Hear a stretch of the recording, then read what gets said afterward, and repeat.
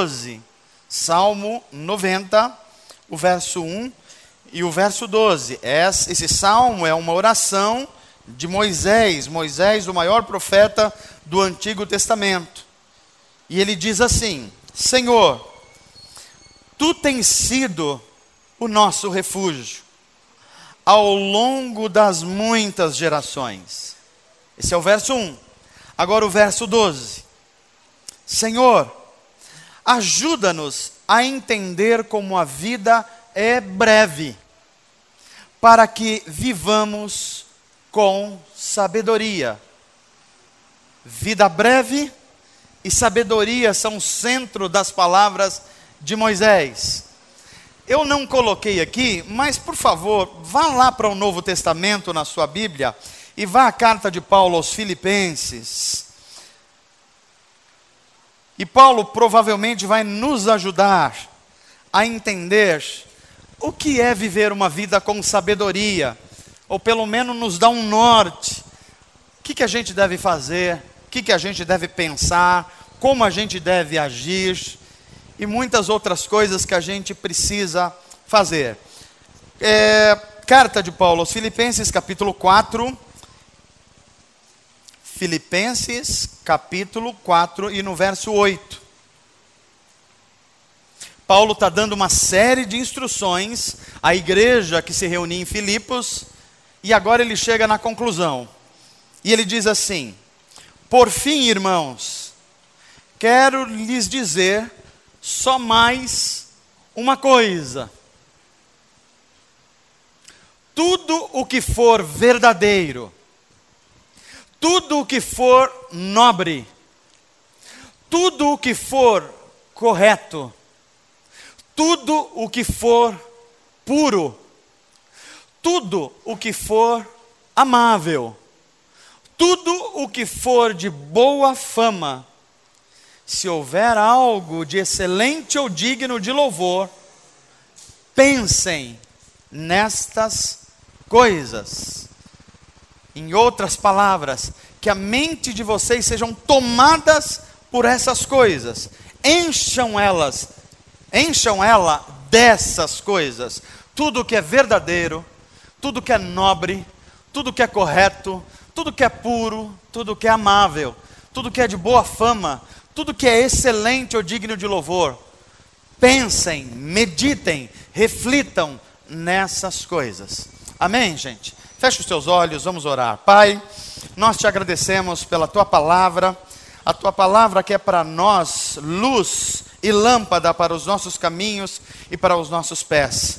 Fala-nos mais uma vez, fala-nos pelo Teu Espírito Santo, fala-nos aquilo que o Senhor quer nos falar e nos direcionar para esse ano que se inicia. Dá-nos de beber dessa água viva, Jesus Cristo. Dá-nos esse poder, o poder do Espírito Santo, para fazer aquilo que a gente precisa fazer. E dá-nos sabedoria da Tua palavra, pela Tua palavra. Assim nós te pedimos e te agradecemos, em nome de Jesus. Amém. Estamos diante de um dia que vamos celebrar a ceia do Senhor. E o que é a ceia do Senhor? A ceia do Senhor é a principal reunião da Igreja de Jesus Cristo. A ceia do Senhor não é apenas uma celebração religiosa, ela não é apenas um momento em que a gente se reúne como membros de uma comunidade local. A ceia do Senhor é um mandamento. Se é mandamento, ela não é uma sugestão de Jesus. Jesus não disse assim: quando vocês puderem, quando vocês quiserem, se for possível, no meio da programação de culto de vocês, façam uma ceia. Não, não é isso. Façam isso sempre que vocês se reunirem em memória de mim. É um mandamento. Os pais da igreja chamaram isso de sacramento. O que é sacramento? Sacramento é uma realidade física, o pão e o vinho, que revela uma profunda realidade espiritual. E é sobre essa realidade espiritual que eu gostaria de lhes falar hoje. Por que nós cristãos evangélicos ceiamos? Por que nós participamos conjuntamente da ceia do Senhor e em memória dele? Porque a ceia, ela é a representação de algo central na nossa fé, que jamais a gente pode tirar da nossa mente e da nossa perspectiva. A ceia, ela nos remete à história da redenção. E o que é a redenção? A redenção é um plano de Deus para colocar o nosso mundo de novo nos eixos. Vocês conhecem a história de Gênesis 1 e 2. Deus faz o cosmos, Deus faz o universo. Ele faz o universo de forma absolutamente linda, equilibrada, bela, funcional, útil. E Ele prepara um planeta como o planeta Terra para os seres humanos viverem. Um planeta que tem as 4 estações, que tem os climas adequados, que tem abundância de alimentos. Um planeta que tem chuva, tem sol, tem colheita, tem tudo que o ser humano precisa para viver. Mas ainda lá no Éden, o ser humano não se satisfaz com isso. Ele quer conduzir a sua vida de forma autônoma. Ele até gosta de Deus, ele até quer andar com Deus ao final da tarde, mas ele não quer que Deus mande nele. Ele não quer cumprir um plano e um propósito que Deus tem para ele. Ele quer ele mesmo cuidar de si, cuidar do seu tempo, cuidar do seu dinheiro, cuidar dos seus afazeres. Ele quer que o mundo funcione no seu entorno, e não o homem funcionar no entorno de Deus. E vocês conhecem o que deu isso. O ser humano caiu no barulho da serpente no Éden. E a serpente disse para o ser humano: você pode ser Deus, você pode ser igual a Deus. Ninguém precisa mandar em você. Você é dono do seu dinheiro, você é dono das suas habilidades, você é dono de todas as coisas, é você que manda na sua vida. Se você acha que esse é um problema do nosso tempo, começou lá no Gênesis. E o ser humano diz: eu posso tomar conta da minha vida. Se eu tiver dinheiro, se eu tiver influência, se eu tiver algumas possibilidades, eu não preciso de Deus. O ser humano cai, se afasta de Deus. E se afastando de Deus, o nosso mundo entra numa desintegração. Tudo começa a funcionar mal. A primeira morte, a violência, o desequilíbrio na natureza, tudo entra em desajuste. Mas ainda no Gênesis 3, Deus promete: eu vou colocar o mundo de novo em ordem. Vai nascer uma criança, e vai nascer da semente da mulher. E essa criança vai esmagar a cabeça da serpente que enganou você, Adão e Eva. E quando essa criança esmagar a cabeça da serpente, ela vai ser ferida no seu calcanhar. Gênesis 3, cruz é apresentada como a solução para a humanidade. O ferimento no calcanhar da criança chama-se cruz. Ele iria vencer, ele seria o representante de Deus para o mundo e o Salvador, mas ele seria ferido no calcanhar. E Deus faz um pacto de redenção, que nós cantamos aqui hoje. E esse pacto acontece com Abraão. Deus chama esse homem e fala assim: Abraão, a partir de você eu vou redimir e abençoar as famílias da terra. E Abraão tem um filho, e os filhos de Abraão têm filhos, e uma nação começa a ser formada. E nós chegamos a Moisés, e Deus confirma esse pacto em Moisés. Quando Moisés está no Monte Sinai, Deus faz uma confirmação do pacto dizendo: Moisés, esse povo será o meu povo, e eu serei o Deus deles. Nós temos um pacto, e eu vou velar por esse pacto. A história da redenção continua, e nós conhecemos a história de um rei chamado Davi. E Deus confirma esse pacto de Abraão e Moisés em Davi. E Davi é essa pessoa que nós amamos tanto, porque ele é parecido com a gente. E Deus fala para Davi assim: da tua descendência, da tua casa real, vai vir um rei, cujo reinado dele será eterno, nunca mais vai se acabar.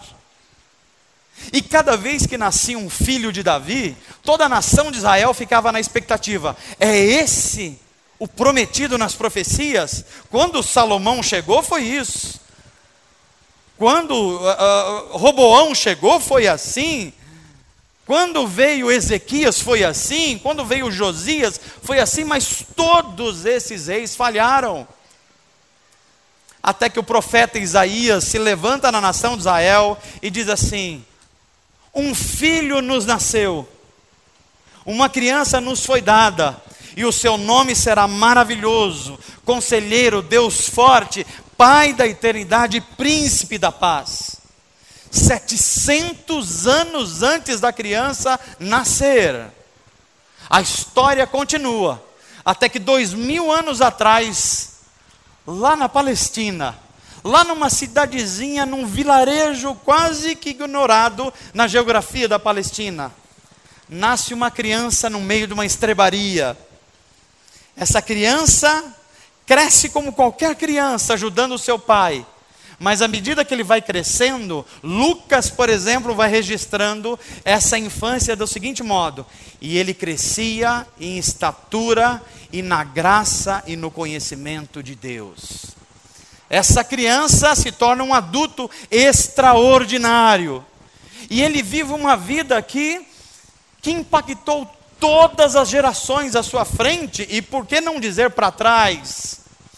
Porque tudo na história bíblica tem como centro Jesus Cristo. Mas o Messias, ele não veio para instalar um projeto de poder. Ele veio para cumprir a vontade de Deus. E cumprir a vontade de Deus seria ser a semente da mulher para a salvação da humanidade, mas seria também a criança ferida no calcanhar. E ele sabia que ele ia para a cruz. Muita gente tentou tirar ele desse caminho. Os chefes religiosos falaram para ele: por que você não vem se juntar a gente aqui no Sinédrio? E a gente está aqui, dando aqui as ordens às pessoas. Ele falou: não, vocês não entenderam, o meu reino não é desse mundo. O poder tentou cooptar a ele. A gente olha para os imperadores romanos, os representantes dos imperadores romanos. Pilatos, por exemplo, ficou muito interessado em Jesus e pergunta para ele: o que é a verdade que a gente está procurando há quanto tempo aqui entre os gregos e romanos? E numa outra situação ele vai dizer: eu sou o caminho, eu sou a verdade e eu sou a vida. É isso que a ceia está mostrando para a gente. Quando nós participamos da ceia, nós estamos lembrando a história da redenção. E é por isso que o profeta Jeremias vai dizer: eu quero trazer à memória aquilo que me dá esperança. O culto da ceia do Senhor é um culto da esperança. Mas como é que a gente vive uma vida assim? Eu pensei em falar em vocês algumas coisas breves, que tivesse muito pouco a ver com uma linguagem religiosa. Nós já temos religião demais. Nós já temos versículos bíblicos desconexos demais. O que a gente precisa então, para saber que a nossa história de vida está dentro de uma história que é muito maior, a história da redenção de Deus, dos seres humanos e da criação? E eu pensei, como bons brasileiros, a gente precisa de algumas coisas práticas.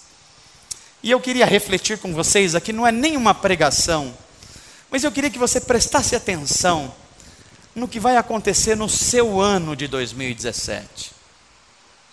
E eu queria que você prestasse atenção em quatro coisas, que você precisa prestar atenção já, agora, para que haja de fato transformações efetivas na sua vida.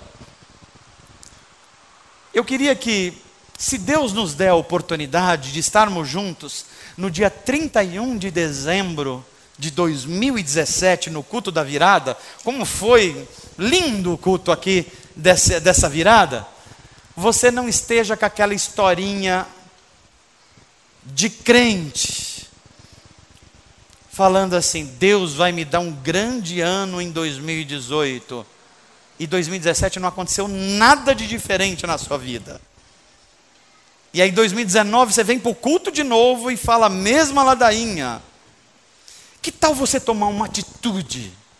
Que tal você olhar para essa história da redenção e falar assim, a minha vida está dentro dessa grande história. E como é que eu faço para viver de acordo com essa grande história? Então, 4 coisas que eu queria que você, se quiser anotar, se quiser lembrar, 4 coisas que você precisa refletir. A primeira é olhar para a sua vida em 2017, em relação a 2016, e fazer a seguinte pergunta: o que é que eu preciso acrescentar à minha vida? O que é que não tem ainda na minha vida e que eu preciso acrescentar em 2017 para que eu viva uma verdadeira e genuína transformação, tendo como centro o Evangelho de Jesus? Anotou a primeira coisa?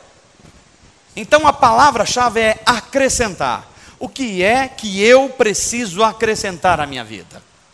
Primeira palavra? Ok, segunda palavra que você precisa levar em conta. O que é que eu preciso retirar da minha vida?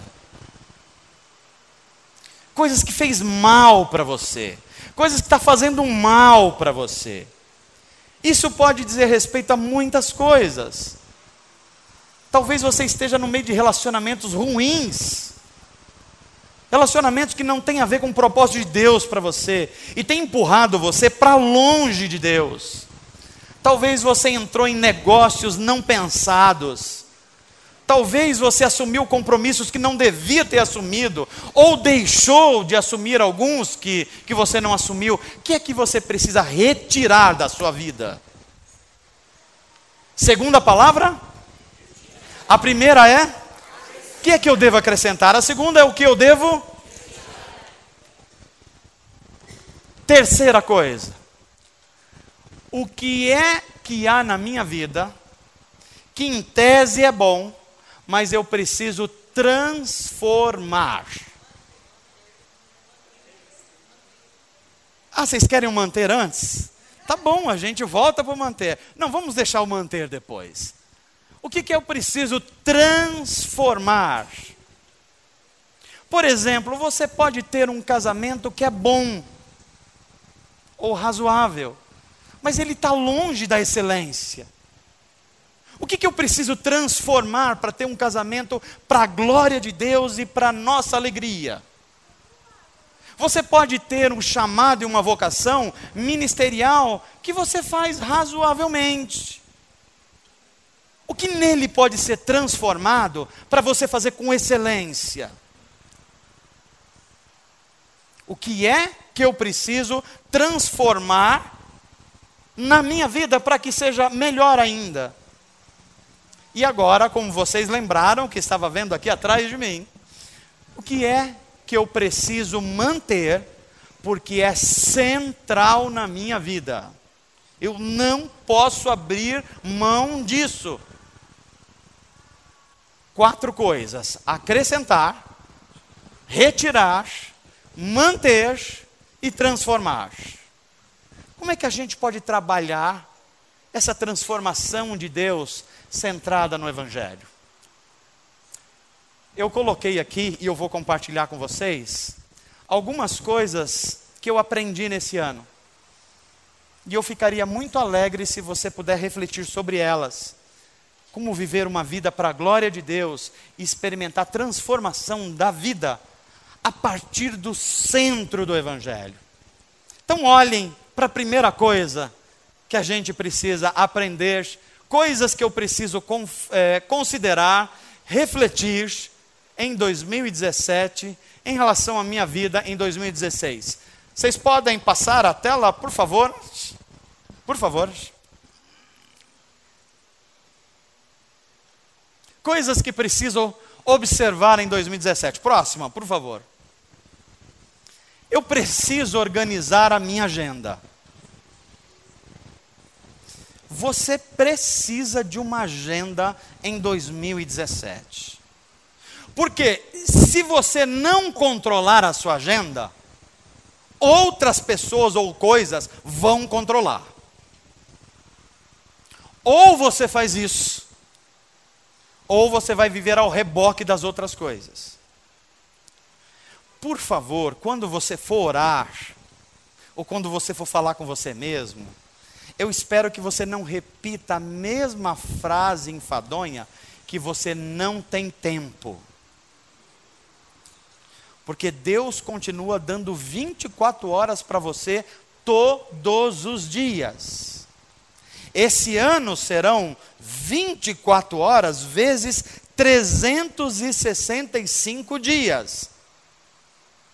Então uma coisa que nós não podemos mais falar é que a gente não tem tempo. O problema não é que a gente não tem tempo, a gente não tem prioridades. A gente quer fazer tudo ao mesmo tempo e não dá valor às coisas mais importantes.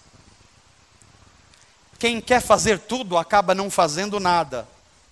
Quem não tem valores para as coisas, coloca coisas importantes e coisas menos importantes no mesmo lugar. Então você precisa de uma agenda. Não é agenda de papel. A agenda de papel é um instrumento. Você precisa de uma agenda de prioridades de vida. Como é que a minha vida se organiza a partir do plano de Deus para a minha vida? É disso que eu estou falando. Não é uma agenda comercial. É uma agenda missional. Como Deus será revelado no mundo através de mim. Amém, gente? Então, para você não esquecer, diga assim comigo: eu preciso de uma agenda. Se eu não tiver a minha agenda, alguém vai fazer essa agenda por mim. E vai ser um desastre. Segunda coisa que eu aprendi esse ano, e eu quero compartilhar com vocês. Eu preciso crescer em muitas coisas, mas sobretudo em conhecimento e em discernimento. Porque o zelo sem o conhecimento é uma tragédia. Eu tenho tido contato no dia a dia pastoral com muita gente de igreja ou fora de igreja. Esse mês de dezembro eu tive muito contato com pessoas fora da igreja. E eu percebo o perigo que é uma pessoa zelosa sobre uma coisa, mas que lhe falta conhecimento. É o que acontece no Estado Islâmico. Eles são cegamente fiéis a alguma coisa, mas lhes falta conhecimento. Portanto, eles são capazes de matar, de explodir bombas. Por quê? Porque eles têm zelo pela religião. Eles são focados naquilo, mas está longe da verdade. Imagina que você pode estar fazendo uma coisa com muito zelo e fazendo a coisa errada. Fazendo com muito esforço, mas fazendo a coisa errada. Como é que empresas quebram? Com empresários insistentes, dando o seu melhor, fazendo a coisa errada. Como é que casamentos se dissolvem? É o marido ou a esposa trabalhando diligentemente por uma coisa, mas fazendo a coisa errada. O marido chega para a esposa e fala assim: mas eu dou tudo o que você precisa, eu faço a compra, e deixo você gastar um pouquinho no cartão de crédito. Aí ela fala: mas eu queria amor e atenção. Percebe? Você está fazendo outra coisa. Terceira coisa que eu aprendi esse ano e eu queria compartilhar com você. Seja confiante, mas reconheça os seus limites. Não dá para você viver como servo de Jesus sem ser uma pessoa confiante. Você precisa confiar que há algo para além de você, para além do que você está vendo, para além da política no Brasil, para além das suas finanças com crise. Você precisa olhar para além das enfermidades da sua família. Você precisa olhar a vida com confiança. Por quê? Porque nós acabamos de ler que o Senhor é o nosso refúgio. Salmo 90. Isso é uma necessidade. Agora, a gente não pode confundir confiança com falta de bom senso. Há pessoas que se atiram na vida de uma forma tão equivocada, que fala assim, eu estou com o Senhor, eu com o Senhor sou maioria, então tudo que eu fizer Deus põe a mão, eu vou começar um negócio. O negócio trata do quê? De nanotecnologia. Mas você conhece nanotecnologia? Não, eu trato com cebolas. Mas Deus está comigo e vai dar tudo certo na nanotecnologia. Não vai. Não vai. Nós temos limites. Deus deu áreas de conhecimento e de habilidades para você e para mim, que a gente precisa descobrir isso. Por exemplo, eu não sei cozinhar. Se eu for para a cozinha, com muito esforço eu consigo fazer um ovo frito. Assim, mas com muito esforço. E tem gente que tem uma habilidade impressionante para isso. Então eu preciso descobrir outras áreas que Deus me deu habilidades para eu fazer isso com mais excelência. Eu acho que a Gi está fazendo um protesto aqui, vocês estão vendo, né? Olha aí, olha, isso aí é Deus purinho falando, né? Então, aí eu vou estar confiante ao fritar o ovo, mas reconhecer os meus limites. Não vale para muita coisa isso, gente? Quarta coisa que eu aprendi, vamos lá adiante. Respeite mais os outros. Grande parte das pessoas não nos ouvirem como evangélicos é que a gente não aprendeu a respeitar os outros. A gente acha que evangelho é um monte de regras moralistas, que a gente coloca goela abaixo dos outros, e os outros têm que aguentar a gente, porque a gente está com a verdade, e é assim mesmo, e quem não aceitar isso vai para o inferno. A gente precisa respeitar as pessoas que pensam diferente da gente. Pastor, mas isso que o senhor está falando não abre porta para alguns enganos? Abre. E é por isso que o restante da frase é, mas não se engane com a tolerância. Deixa eu dizer uma coisa para você, respeito é uma coisa, tolerância é outra. O respeito é necessário para todos os relacionamentos. Você vai lidar com pessoas espíritas, com budistas, pessoas sovinas, pessoas mentirosas, você vai lidar com um monte de coisas diferentes, e você precisa respeitar todo mundo. Mas não confunda respeito com tolerância. Tolerância é quando você está diante do diferente, e o diferente é um erro, e você de alguma forma é conivente com isso, ou sendo omisso, ou compartilhando do próprio erro. John Stott, que é um teólogo britânico, ele me ensina muito a respeito disso. Que ele fala assim, o cristão deve ter um espírito aberto, mas ter cuidado com a mente aberta. Gente com mente muito aberta, que quer entender todo mundo, que quer abraçar todo mundo, essa mente fica tão aberta que às vezes cai o cérebro para fora. Gente que não consegue mais ser luz, não consegue mais fazer diferença na sociedade, porque a cabeça ficou aberta demais. Tolerância é você ter alguma conivência com o mundo sem Deus. Respeito é você dizer assim, eu respeito como você pensa, mas a minha fé e a minha obediência a Jesus manda eu viver desse jeito. E é assim que eu vou viver. Ok, se você quiser diferente, mas eu quero que você saiba que há uma verdade, uma realidade, que é uma pessoa. Enquanto você não o conhecê-lo pessoalmente, jamais você vai viver uma vida plena de verdade. Isso é respeitar as pessoas, mas não ser conivente com uma tolerância que acaba deixando a gente num mundo pecaminoso junto com as outras pessoas. Amém, gente? Eu também aprendi, em quinto lugar, preste atenção nisso, o pior tipo de fracasso é você ser bem-sucedido naquilo que Deus não te mandou fazer. O meu convívio pastoral, aconselhando pessoas, tem me incomodado a respeito disso aqui. Há pessoas que estão indo muito bem, obrigado, conseguindo as coisas que gostaria, seguindo o seu coração e aparentemente as coisas estão dando certo, e estão sendo inclusive bem-sucedidos ao olhar da sociedade. Só tem um probleminha com isso. Não foi o que Deus mandou você fazer. E por que isso é perigoso? Porque quando a pessoa fracassa em tudo e com Deus, ela consegue perceber que fracassou.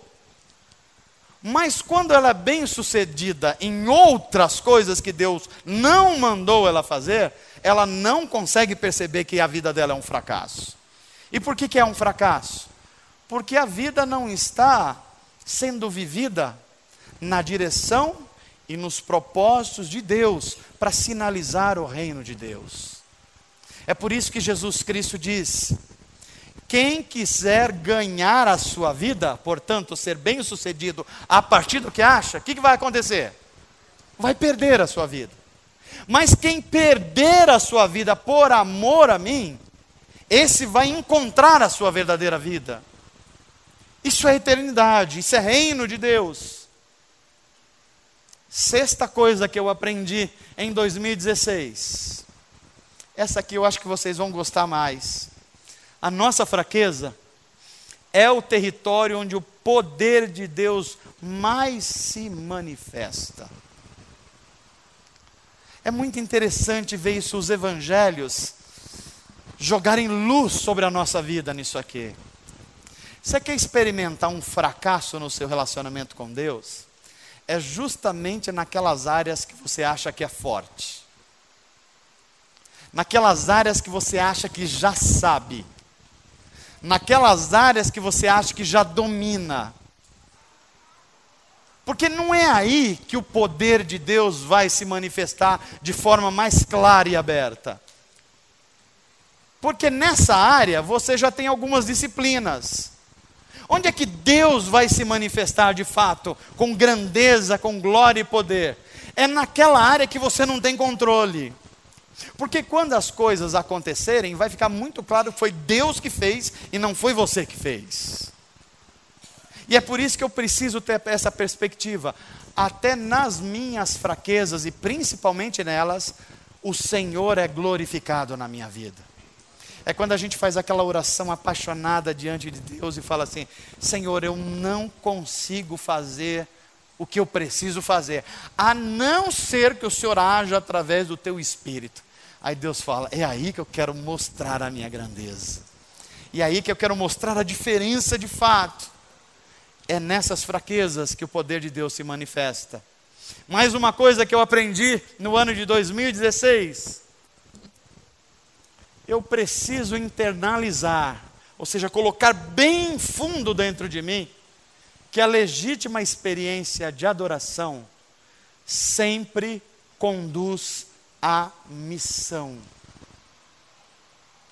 Eu queria dar uma sugestão para vocês. No Brasil há uma oferta muito grande hoje, e há alguns anos, de muitos festivais gospel, de arte pretensamente cristã, cultos de adoração. E a compreensão que a gente tem de adoração é: quanto mais sentimento a gente colocar, mais Deus recebe. Portanto, a verdadeira adoração é quando as pessoas levantam muito as mãos e choram muito, talvez caiam no chão, e assim há uma adoração extravagante. Já ouviram esse termo? A pergunta é: aonde a Bíblia Sagrada nos ensina isso? O que a Bíblia Sagrada vai nos ensinar é que nós entramos num ambiente de adoração. Quando nós entramos, nós nos esvaziamos de nós mesmos. E nós temos prazer em obedecer a Deus. E como a gente tem prazer em obedecer a Deus, a adoração vai levar a gente necessariamente à missão, a agir no amor e no poder do Espírito Santo. Quem é o verdadeiro adorador que Deus procura? É o que sai em missão. Não é o que canta. Não é o que levanta a mão. Não é o que sabe todos os corinhos da sua igreja. Não é o que gosta de ouvir louvor no carro apenas. Eu não estou dizendo que isso é ruim. Por favor, não me interprete mal. Às vezes isso pode ajudar. Mas isso não é adoração profunda, como a Bíblia está ensinando. A adoração profunda leva você a cuidar de quem precisa, a clamar ao Senhor por quem está doente, a assistir quem está desassistido, a andar junto quem está com a enfermidade e partilhar com ele, a dividir coisas que você tem para abençoar os outros. Isso é adoração. Adoração que leva à missão, que leva você a agir como Jesus agiu. Pastor, será que o senhor não está exagerando? Então Jesus estaria exagerando, porque a primeira pessoa que perguntou para Jesus, onde é que eu devo adorar e como eu devo adorar, foi a mulher samaritana. A resposta de Jesus para ela: não tem templo, não tem denominação, não tem regras absolutas, eu vou me manifestar através de vocês. O coração de vocês é o centro da adoração. Mas aí o que eu faço depois disso? A mulher entendeu. Ela saiu para Samaria e evangelizou uma cidade inteira. A verdadeira adoração leva à missão, senão não é adoração. No Brasil nós temos visto muitas experiências de congressos, de encontros, de moveres, seja lá um nome que você queira dar, que tem prazo de validade.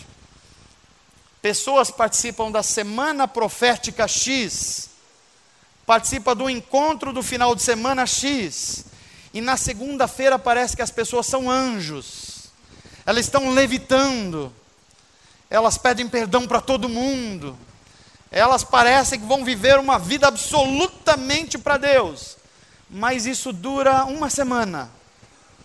Na outra segunda-feira estão mentindo, estão enganando, estão com o coração cheio de mágoa de novo. Então isso não é adoração.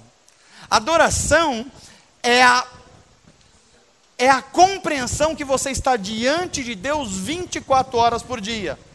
E porque você está diante de Deus 24 horas por dia, isso sempre vai desembocar em missão.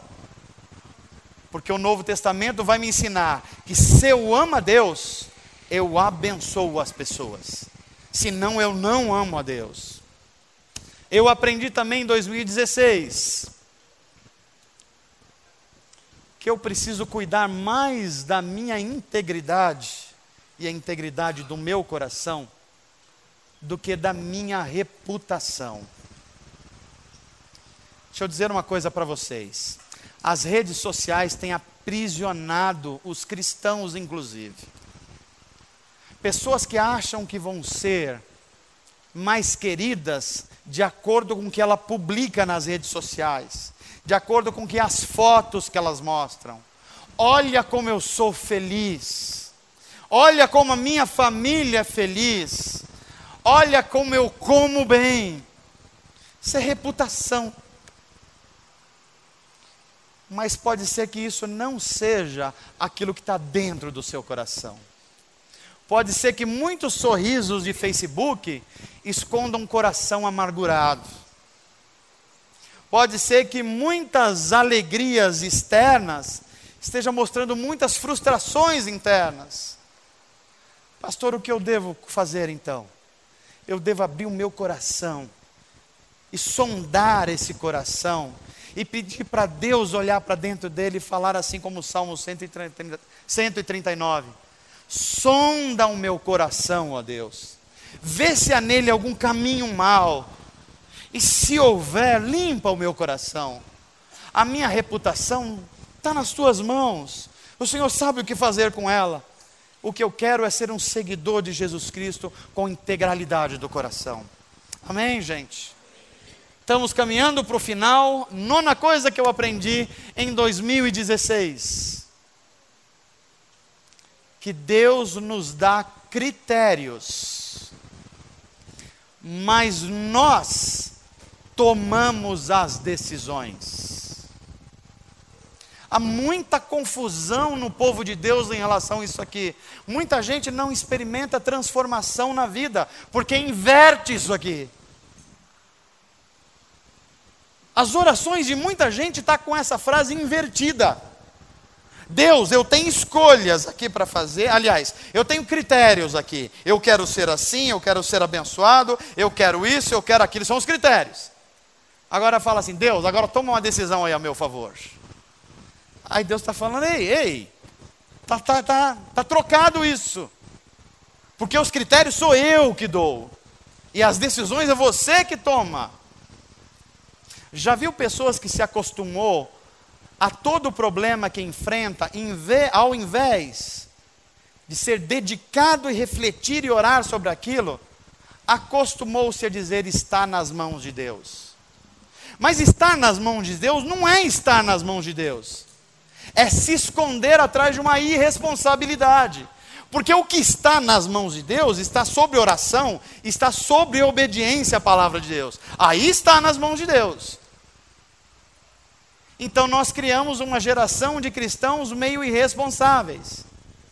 Estou com um problema com os meus filhos. Não, os meus filhos estão nas mãos de Deus. Não, não está não. Ele deu os critérios para você, está nas tuas mãos educar os seus filhos. Porque os critérios estão na palavra de Deus. Agora as decisões são tuas. Pastor, eu vou orar aqui, eu estou com 3 coisas aqui para escolher minha carreira, profissão. Eu vou orar para Deus escolher. Não, Deus não vai escolher por você. Deus vai dar os critérios na palavra dele. E você vai ter que ser adulto e tomar decisões e assumir responsabilidades. Essa foi difícil, né, gente?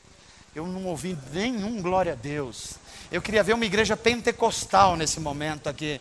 Mas quando essas coisas são ditas assim, que eu tenho que ser responsável, fala, não, pastor, isso aí não estava no script desse ano. Eu vou terminar. 10ª coisa que eu aprendi em 2016. Só há uma forma de tornar o mundo melhor e que é controlável por mim. Qual é a única forma? Eu mesmo me tornar uma pessoa melhor.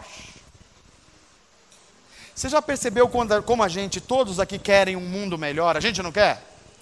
E o que a gente acha que é um mundo melhor?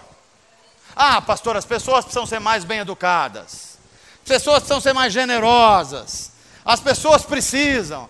Os outros precisam. A gente acha que o mundo vai se tornar melhor a hora que os outros fizerem alguma coisa. Só que você tem controle disso? Você tem controle que a sua sogra vai melhorar esse ano? Que o seu patrão vai melhorar esse ano? Você tem controle que os governantes brasileiros vão melhorar esse ano? Então a única coisa que está diante de você, do seu controle, é você melhorar. Isso está diante de você. E se você melhorar, tendo o evangelho como centro, o mundo ao seu redor vai melhorar porque você melhorou. Amém, gente? Vocês recebem essa palavra? Vão refletir sobre ela? Vão orar sobre ela? Vão assumir as suas responsabilidades diante de Deus? E vão viver uma vida centrada no evangelho de Jesus Cristo? Então é isso que nós vamos fazer como ceia do Senhor agora. Nós vamos falar, Senhor, nós revivemos a história da redenção aqui.